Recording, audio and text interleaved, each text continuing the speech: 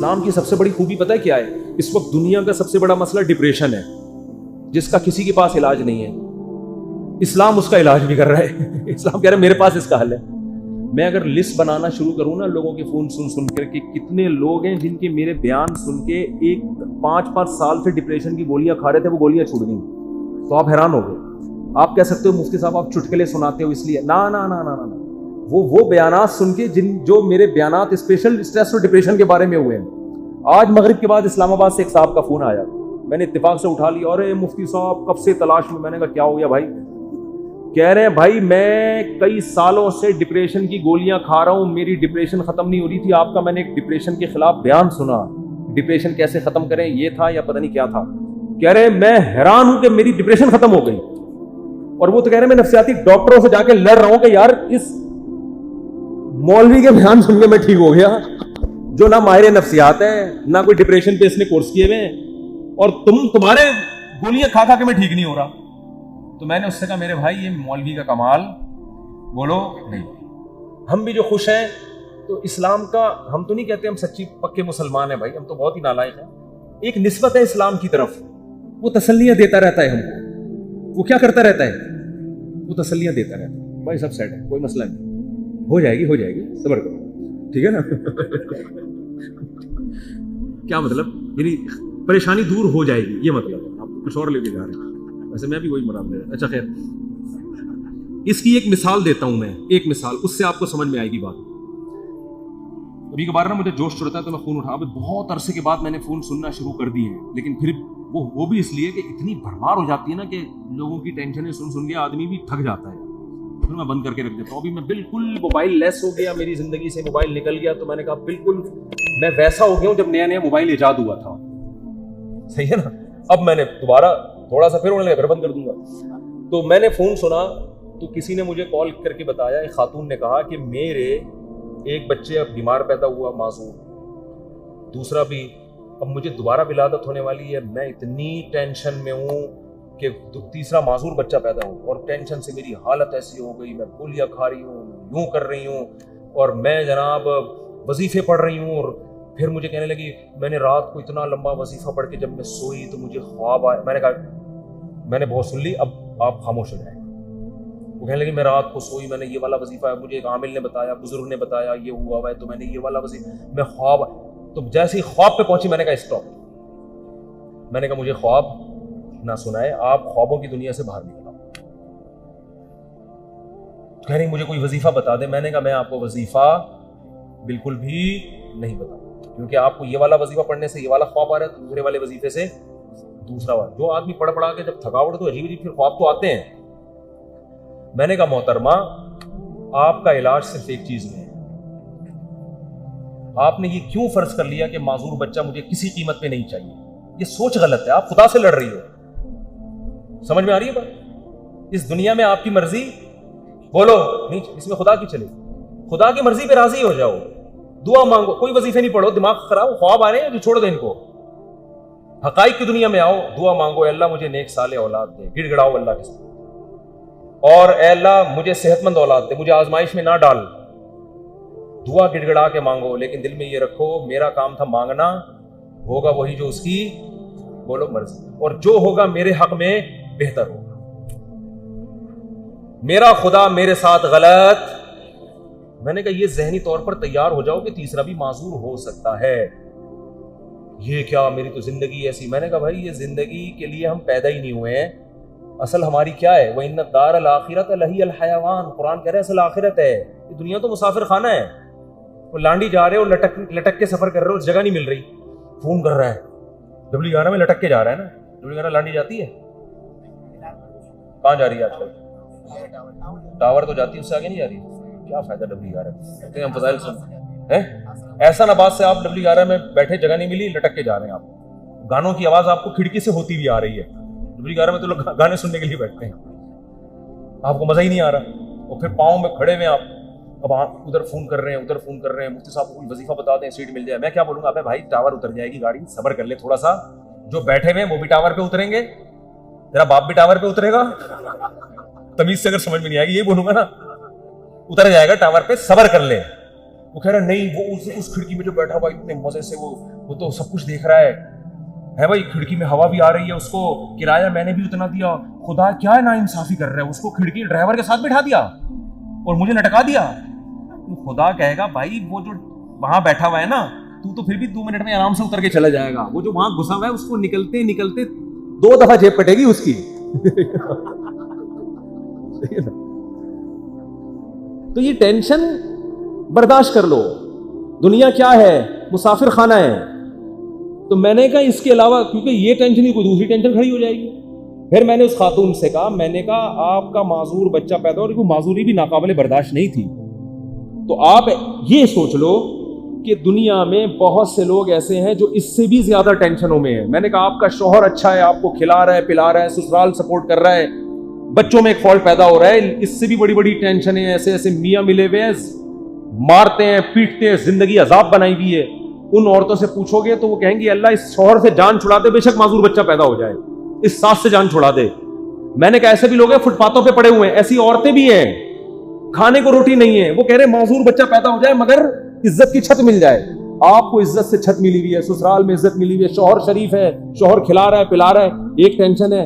اور یہ ٹینشن بھی اللہ کیا کہہ رہا ہے, میں نے ان کو حدیث سنائی, من سخط فلہ الرضا, نبی نے فرمایا جب اللہ کسی مشکل میں ڈالے فلہ السخط, تو جو اللہ سے ناراض ہو گیا نا اللہ بھی اس سے ناراض, اور جو اللہ سے راضی رہا اللہ بھی اس سے راضی رہے گا, اللہ کی رضا ملے گی. بھائی ایک صحابیہ نبی کی خدمت میں آئی, عرض کیا یا رسول اللہ مجھے دورہ پڑتا ہے, کوئی مرگی کا یا کوئی آصف کا دورہ تھا, کیا تھا, میں جسم کے کپڑے پھاڑ دیتی ہوں, بالکل ایسے ہو جاتی ہوں, اور میری طبیعت بہت خراب ہو جاتی ہے, آپ اللہ سے دعا کریں میری یہ بیماری ٹھیک ہو جائے. تو نبی نے کیا فرمایا, فرمایا ٹھیک ہے میں اللہ سے دعا کروں گا تمہاری بیماری ٹھیک ہو جائے گی, لیکن پھر جنت کی گارنٹی نہیں, پھر جنت کی گارنٹی نہیں ہے. عمل ہے, اچھا عمل ہوا تو جنت, میزان کا ترازو بھاری ہو گیا, نہیں ہوا تو کیا جنت. لیکن اگر تم اس بیماری پہ صبر کرو اور اس اللہ کی تقدیر پہ راضی ہو جاؤ, جنت کی گارنٹی. کیونکہ اس صبر پہ جو تمہیں اجر ملے گا نا وہ اتنا بھاری ہوگا کہ اگر زندگی میں کچھ گناہ ہوئے بھی تو یہ نیکی ان گناہوں کو کیا کرے گی, کھا جائے, پھر جنت کی گارنٹی ہے. ان صحابیوں نے عرض کیا یا رسول اللہ جنت کی گارنٹی چاہیے, بے شک یہ بیماری ختم نہ ہو. بات آ رہی ہے سمجھ. اب اس خاتون کو ڈپریشن کیا ہو گئی, یعنی جو صحابیاں تھیں ان کو ڈپریشن ختم, اس بیماری کو گزارا کر, اسی میں گزارا کرنا ہے, اسی میں گزارا. اور جب انسان صبر کی ٹھان لیتا ہے تو قرآن کہتا ہے کہ اللہ کی طرف سے تسلیاں ملتی ہیں, تھپکیاں ملتی رہتی ہیں, اللہ بھی اس کا ہاتھ تھامتے ہیں. جیسے قرآن میں آتا ہے وَرَبَطْنَا عَلَىٰ قَلْبِهَا لولا الربطنا, کیا ہے, ان کادت لتبدی بھی لولا الربطنا علی قلبها. حضرت موسیٰ کی ماں نے جب اپنے بچے کو, بس یہ آخری بات کر کے بیان ختم کرتا ہوں, اپنے بچے کو صندوق میں ڈالا نا اللہ کے حکم پہ, تو قرآن کہہ رہا ہے موسیٰ کی ماں کا دل صبر سے کیا ہو گیا, خالی. لیکن اللہ کا حکم تھا اس کو صندوق میں ڈالو. اب ماں کیسے ڈالے بھائی اپنے ہاتھ سے, اور وہ بھی دریا کے حوالے. اور قرآن کہہ رہا ہے وہ صندوق گیا کہاں, فرعون کے گھر میں. موسیٰ علیہ السلام کی ماں کو اطلاع دے دی ان کی بیٹی نے, تو فرعون نے اٹھا لیا. قرآن کہہ رہا ہے کیونکہ اب اللہ کے حکم پر سب کچھ ہو رہا ہے, قرآن کہہ رہا ہے ہم نے موسیٰ کے ماں کا دل کو تھام لیا, رسیوں سے باندھ دیا, جو لفظی ترجمہ ہوگا باندھ دیا کہ یہ بے صبری نہ ہو جائے. ان کادت لتبدی بھی لولا الربطنا علی قلبها. قرآن کہتا ہے موسیٰ کی ماں ایسی بے صبری ہوئی کہ قریب تھا کہ جا کے فرعون کو بتا دیتی کہ میرا بچہ ہے مجھے دے واپس, جذبات میں آ جاتی. لیکن قرآن کہہ رہا ہے ہم نے موسیٰ کی ماں کے دل کو تھام لیا. کیوں, اللہ کے حکم پر عمل کیا نا, تو کچھ موسیٰ کی ماں نے کیا, جو نہیں ہو پا رہا تھا وہ کس نے کر دیا, اللہ نے. تو آپ مشکلات میں جب صبر کی کوشش کرو گے, جتنی کوشش آپ کر سکتے ہو کرو, باقی کون ہمت دے دے گا, اللہ. ہم سب کو اللہ سے دعا مانگنی چاہیے, اللہ مشکلات سے بچا, ہم صبر کرنے والے لوگ نہیں ہیں, ہم تو نالائق ہیں. ہم اللہ سے خوشیاں مانگتے ہیں, عافیت مانگتے ہیں, لیکن اللہ نہ کرے کوئی مشکل آ گئی, واویلا نہیں کرنا بھائی, یہی اسی میں بہتری ہے, اسی میں فائدہ ہوگا. تو میں نے اس خاتون سے کہا کہ اللہ کہتا ہے کہ اس ٹینشن میں صبر کرو تو کیا ہوگا, اللہ راضی ہو جائے گا, اس کا بہت اجر دے گا. میں نے کہا آپ کل بوڑھی ہو کے آپ نے مر جانا ہے, اگر آپ کے 3 بچے بالکل صحت مند پیدا ہوتے ہیں بھائی, تو کیا مرنے کے بعد یہ قبر میں ساتھ جائیں گے؟ قبر میں بچہ نہیں جائے گا. معذور بچوں پہ جو آپ نے صبر کیا, یہ صبر کہاں جائے گا, قبر میں ساتھ جائے گا. صحت مند بچے ہوں, صبر کا موقع نہیں مل رہا, تو بچے تھوڑی جائیں گے قبر میں ساتھ. لیکن معذور بچے ہوں, آپ نے صبر کیا, تو وہ صبر قبر میں آپ کے ساتھ جائے گا. تو پھر انہوں نے ایک اور سوال کیا جو میں آپ لوگوں کو بتانا چاہتا ہوں. انہوں نے کہا لوگ مجھے کہتے ہیں کہ تم کوئی منحوس ہو، معاذ اللہ نحوست ہے تمہارے اندر، کوئی گناہ ہوا ہے جس کی سزا تمہیں مل رہی ہے، معذور بچے پیدا ہو رہے ہیں. یہ لوگ بڑے تانے دیتے ہیں نا، بچے نہیں ہو رہے تو اس سے کوئی گناہ ہوا ہے، کوئی بیمار ہو گیا، فالج ہو گیا. دیکھا ہم تو کہتے تھے بندہ ہی ٹھیک نہیں ہے. تو میں نے ان سے کہا، میں نے کہا یہ بات لوگوں کی غلط ہے، اس کو نہ سنیں. ہاں توبہ استغفار تو ہر ایک کو کرنا چاہیے اپنا، اگر کوئی گناہ ہوا ہے تو اللہ سے توبہ کرے، معاف ہو جائے گا وہ. لیکن میں نے کہا قرآن میں کیا کہتا ہے، اَيَحْسَبُونَ أَنَّمَا نُمِدُّهُم بِهِ مِن مَّالٍ وَبَنِينَ نُسَارِعُ لَهُمْ فِي الْخَيْرَاتِ بَل لَّا يَشْعُرُونَ. نبی کے مقابلے میں جو بڑے بڑے کفار سردار تھے نا، جو نبی کی ایک نہیں مانتے تھے، ان کو قرآن نے کہا کہ کیا یہ سمجھتے ہیں کہ ہم نے جو ان کو مال اور کثرت سے صحت مند بیٹے دیے تو کیا ہم ان سے خوش ہیں؟ فرمایا نہ ہم اس سے خوش نہیں ہیں. ان کو پتہ نہیں ہے ہم ان کو دنیا میں نوازنا چاہتے ہیں تاکہ آخرت میں ان کا ہمارے پاس کوئی حصہ نہ رہے. اور نبی کو وہ تانا دیتے تھے کہ تم آپ کا بیٹا نہیں ہے بھائی، نبی کو تانا دیتے تھے آپ کا بیٹا نہیں ہے کوئی، اور خود 10 11 بیٹے لے کے گھومتے تھے. میں نے کہا اگر یہ بیٹے کثرت سے ہونا اور صحت مند ہونا اس کی دلیل ہے کہ اللہ خوش ہے، اس کا مطلب اللہ ابو جہل سے بہت زیادہ خوش تھا. صحیح ہے نا؟ عتبہ ابن ولید سے اللہ بہت زیادہ خوش تھا. یہ خوشی کی دلیل نہیں. اس کا مطلب اللہ ہمارے سابق صدر تو ولی اللہ تھے. پھر تو ہمارے سابق صدر 5 سال کامیاب حکومت کر کے گئے ہیں، جو نہ ایوب خان کر سکا اور نہ کوئی اور تاریخ میں کوئی ہمارا سیاستدان جو اتنی محنت کے بعد اوپر تک پہنچا وہ بھی نہیں کر سکتا. 5 سال کامیاب ہوئے تو کیا اس کی علامت ہے کہ اللہ کے ولی ہیں؟ وہ ہے نہیں ہے تو اللہ ہی بہتر جانے، لیکن یہ اس کی علامت نہیں ہے. بہرحال تو بھائی یہ آزمائش ہے، صبر کرنا ہے. تو یہ تو اسلام ہی بتا رہا ہے. اسلام کے علاوہ نفسیاتی ڈاکٹروں کے پاس تو اس کا علاج نہیں. اگر کوئی اچھا ڈاکٹر ہوگا تو وہ بھی قرآن و سنت ہی کا حوالہ دے گا آپ کو. دماغی بیماری ہے بھائی، گولیوں سے تھوڑی بہت کور ہو جائے گی. بچھڑا ہوئے محبوب کا غم گولیوں سے ہلکا ہو جائے گا. ہلکا ایک آدمی کی شادی نہیں ہوئی جہاں وہ چاہ رہا تھا، وہ بھاگ گئی، ڈاکٹر ٹینشن کی گولیاں دے کے سلا دے گا. وہ جب اٹھے گا تھوڑے دن تک سیٹ رہے گا، اس کے بعد پھر یاد آئے گی. گولی کو کیا پتا کہ اس کے ساتھ اصل مسئلہ ہے کیا؟ گولی کو کیا پتا اس کے ساتھ اصل مسئلہ ہے کیا؟ گولی کو تھوڑی پتا. وہ ٹینشن کی گولی تو سلا دے گی، تھوڑے کیمیکل اوپر نیچے کر دے گی، اس سے تھوڑا سا ریلیکس ہو جائیں گے آپ. پھر جب خیال آئے گا یار وہ پھر آئے گی تو پھر وہ ڈاکٹر پھر سلا دے گا، ٹیکا لگا کے. ڈاکٹر بیچارہ وہ اپنی لحاظ سے صحیح کر رہا ہے. وہ کہہ رہا ہے میرے پاس تو یہ آپشن ہے، میری جب بھاگی تھی تو میں نے بھی یہی کیا تھا. یہی ہے، یہ حل نہیں ہے. دماغ میں ٹینشن سے جو بیماری پیدا ہوئی ہے تو اس کا علاج کیا ہے بھائی؟ ٹینشن سے تو نکلو. پہلے آپ کو اچار کھانے سے گلا خراب ہوا تو اب گلا ٹھیک جب تک نہیں ہوگا جب تک پہلے اچار کھانا چھوڑو گے نہیں. وہ کھا رہے ہو آپ اور پھر غرارے بھی کر رہے ہو، گلا تو عجیب کنفیوز ہو جائے گا، یار ہو کیا رہا ہے میرے ساتھ. تو اس ٹینشن سے تو یہی حل ہے. اب یا تو ٹینشن کا حل یہ کہ وہ بھاگی بھی واپس لے آؤ، وہ ڈاکٹر کے بس میں ہوتا نہیں. یا اس کے ابا مان جائیں، وہ کسی کے بس میں نہیں ہوتا. تو پھر یہی ہے بھائی، دنیا مسافر خانہ ہے گئی تو ویسے بھی بڈھے ہو جانے تھے. بڈھوں کو دیکھ لیا کرو جو ان کے پرانے جو بوڑھے ہو چکے ہیں نا، وہ لیلا مجنو کو سوچ لیا کرو. لیلا کس قبر میں سو رہی ہے اور مجنو کس قبر میں سو رہا ہے. اب کوئی آپس میں ریلیشن ہے؟ کوئی پتھر سے نہ مارے میرے دیوانے کو، بم کا زمانہ ہے اڑا دو سالے کو. کوئی ہے ایسا ریلیشن آپس میں؟ کچھ بھی نہیں ہے، سب فینش. ڈپریشن کا علاج تو اسلام کے علاوہ کسی کے پاس نہیں. آخرت ہے بھائی. اسی آخرت کے تصور نے حضرت جابر بن عبداللہ تھے یا معاذ بن جبل تھے، موت کے وقت آنسو نکال دیے ان کی آنکھوں سے. لوگوں نے کہا مر رہے ہیں اس لیے دنیا سے جانے کا غم ہے. فرمایا نہیں، دنیا میں جو اللہ کے لیے ٹینشنیں اٹھاتا تھا ان ٹینشنوں کے ختم ہونے کا غم ہے. دیکھو ٹینشن میں آدمی خودکشی کرتا ہے اور خوش ہوتا ہے ٹینشنیں ختم. صحابی موت کے وقت غم زدہ ہیں کہ ٹینشنیں ختم ہو رہی ہیں. عجیب بات ہے کہ نہیں ہے؟ کیوں؟ وہ تو کہہ رہے ہیں اب تو بدلے کا وقت ہے، اب تو جنت ہے. وہ ٹینشنیں جو اللہ کے لیے وہ جنت میں تو ملیں گی نہیں. کسی نے پوچھا کیا ٹینشن؟